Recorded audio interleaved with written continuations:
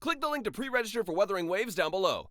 When the first man stepped foot on the moon, it was a great feat for mankind. Leaving the first ever footprint of a human being on some random space rock other than the Earth is just one of many pieces of history we'll have to look back on for as long as we exist. This is not to be confused with your digital footprint, which you'll want to erase immediately after you see Yinlin for the first time. At this point, you may be praying to a god you don't believe in that she's free to play, and if so, I'll let you live in blissful ignorance. But on the topic of free to play, everyone's wondering about if Wuthering Waves is going to be a free to play friendly game on release. Gacha games have a horrific history of power creeping every single patch and making the main character and free to play cast useless towards the latter half of the game. Well, I'm here to deliver a child, and that child's name is good news. In the sea of gacha games that all have specific stat-based mechanics that require you to grind every single day, Wuthering Waves brings something brand new to the table: the actual skill expression. In Wuthering Waves, you have parries, perfect dodges, and quick-time events that make the game feel more like a AAA combat experience than what you're probably used to with gacha games. But with that said, it's still a gacha game. There are still different characters, daily quests and rewards, stamina limits, gearing, and gameplay elements to think about. So first off, I want to talk about the characters, so that way you can get an idea of who's going to be smashed by a giant monkey. When you get started with Wuthering Waves, you get to choose between the classic isekai protagonist or the best-looking female main character design in gacha history. Your free-to-play roster will consist of real protagonist, fake protagonist, Pokemon trainer, skill issue, midriff, and Discord mod. Sanhua is insane, is what I would say if I could see. Unfortunately, I have to play this game with my monitors off so that way I can make the game more challenging. She's from the 7-day starting login event, and she's probably the 3rd or 4th best damage dealer in the game, with Dungeon coming out in 2nd place for highest 4-star damage, and Yinlin for the highest damage to my mental health. Rover is a solid damage dealer and unironically a good character, unlike 99% of gacha game MCs. They have a heal and S4, if you know what that means. The best way to describe Yang Yang is AoE grouping and faster ultimates for your team. And the second best way to describe her is girl that is incredibly fast for wearing a pencil skirt. Midriff is the epitome of American spirit. She has a gun, but not only that, she also has a gun.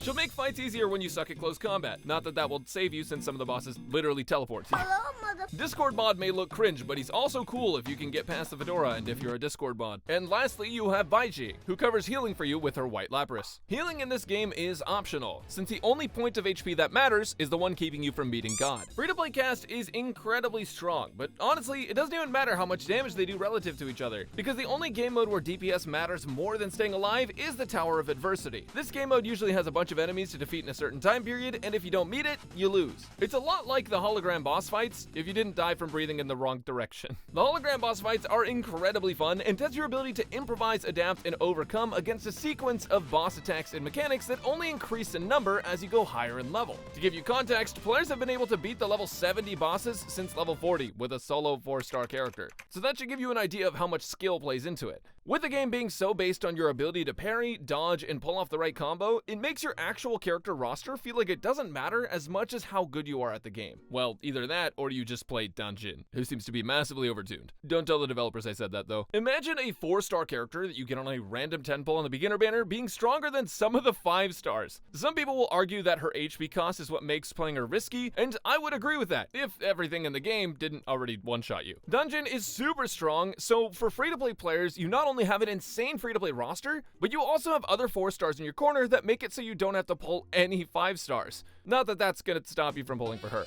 And keep in mind, this is based off of Beta 2, and things could change from now to launch, but just knowing Kuro, I don't really think they would do that. If you do invest in strong characters and build them up, it'll definitely make the game easier though. To be honest, I'd be more worried if that wasn't really the case, but I don't think you have much to worry about. Because the game is skill-based, you don't have to be too reliant on RNG gearing systems to make it through most of the game, but that won't stop you from doing it anyways. The Echo system, in my opinion, is one of the coolest systems in any gacha game, combining the idea of creature collectors with a post-apocalyptic setting to make the ultimate mix of fast-paced combat and down horrendous R34. When you defeat an enemy in the overworld, they can drop echoes, and these echoes have 2 main stats and a rarity that depicts how well the stat actually scales. Your purple tier echoes are going to have higher stats and level caps than your green tier echoes. Now, aside from your drive to complete the National Pokédex, there's a good reason to collect them all. Some are locked to specific main stats, but the main reason to go for them is to enhance your druidic abilities. You can slot 1 main echo per character, and that lets you use its specific ability on command, allowing you to make your character builds more unique.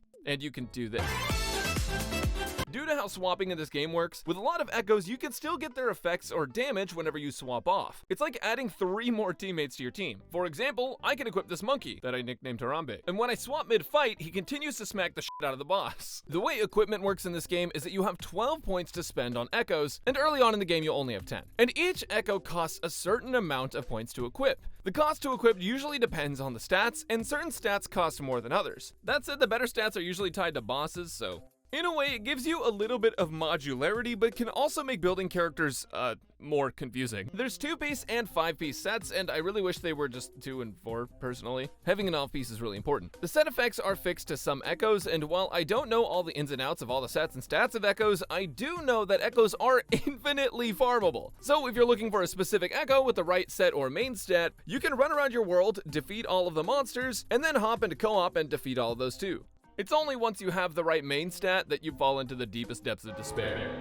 Like in some other gacha games, your echoes have substats that can affect how powerful the echo actually is. Unfortunately, the substats are random, and there are more substat possibilities in this game than there are GN Simps on Twitter. And you have to invest a bunch of resources into an echo before you can find out how strong that echo actually is. Now, on the bright side of that, you can pull out of an echo before investing too many resources, since if you don't hit the stat that you want in the first 2 rolls, you can just move to the next one. I think the echo system is incredibly unique and an amazing spin on creating new and flexible combat abilities. But I do hope that if we can infinitely farm echoes, the team will add some new ways to roll substats that are less resource intensive. Right now, players who pay will have more opportunities to roll substats based on how much they're willing to refill their daily stamina, which at this point is also a staple of gacha games. Also, please spawn more things in the overworld. The in-game echo gacha is hit or miss based off of your luck. But what about the in-game gacha?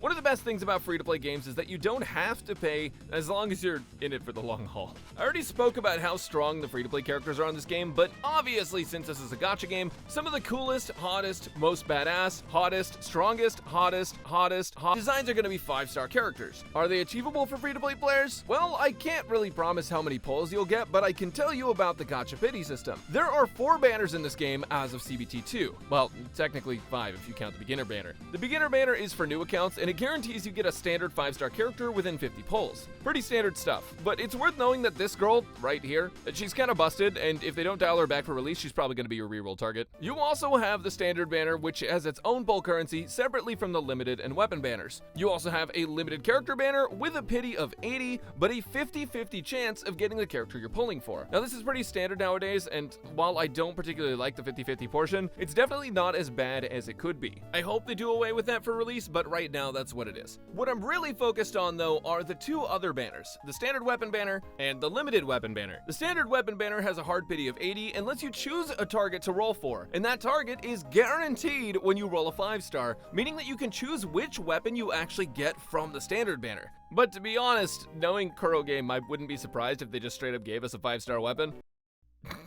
Oh wait, I didn't mention that part, did I? When you hit rank 45, you get a free 5-star weapon in the beta, and I don't really see a reason for them to remove that from the live game. Because if you think about it, during a beta, you can either give players the raw game experience, or give them all the tools to experience the game, such as all the characters and high-level stuff. Since they're giving us the raw game experience in CBT2, it would be really strange of them to throw a free 5-star weapon at us at a high level if they weren't going to give us more things to test in the first place. So I'm a firm believer that the selector is staying in the game and that we'll get to choose a free 5-star weapon. The limited weapon banner is also insanely good value in my opinion, since it has the same pity as the standard weapon banner. But unlike the limited character banner, it has a guarantee to give you the weapon you're rolling for, and I will be pulling on it for Mother. Oh, it is so tough being F2P. If you're like me, you've probably spent all of your college loans on 7 copies of Yinling. You probably have a lot of the premium shop currency after you've done that too, and why would you keep it when you could use it to buy 2 more copies of Yinling? You can buy wave bands for characters in the premium currency shop, so saving for your favorite characters' copies isn't actually that egregious and saves you a ton of premium currency. The fact that you can buy character copies in the shop is absolutely huge because any player, including free-to-play players, will eventually get to the point where they'll be able to grab a copy of their favorite favorite character. To my knowledge, this only works after you have the first copy of the character, so you still will have to pull them, but the fact that you can get access to their higher level abilities as a result of getting extra copies of them is pretty cool. Now, at the end of the day, this game is a gacha game, and it's predatory in the same way that every other gacha game is. But at least compared to other gacha games and other gacha game companies, Kuro Game does have a very nice grasp on creating a free-to-play friendly environment that rewards players' time and effort. The ecosystem could be improved on to make it cost less resources to roll for substats, or make those resources more plentiful in the first place. But in the classic Kuro Game fashion, people have been clearing insanely hard bosses on the second closed beta with the equivalent of a wet napkin. Combine that with a strong free-to-play cast, a skill-based game, and generous rewards, and things are looking pretty good for Wuthering Waves. So it's safe to say that Wuthering Waves is going to be pretty free-to-play friendly, unless you have skill issue.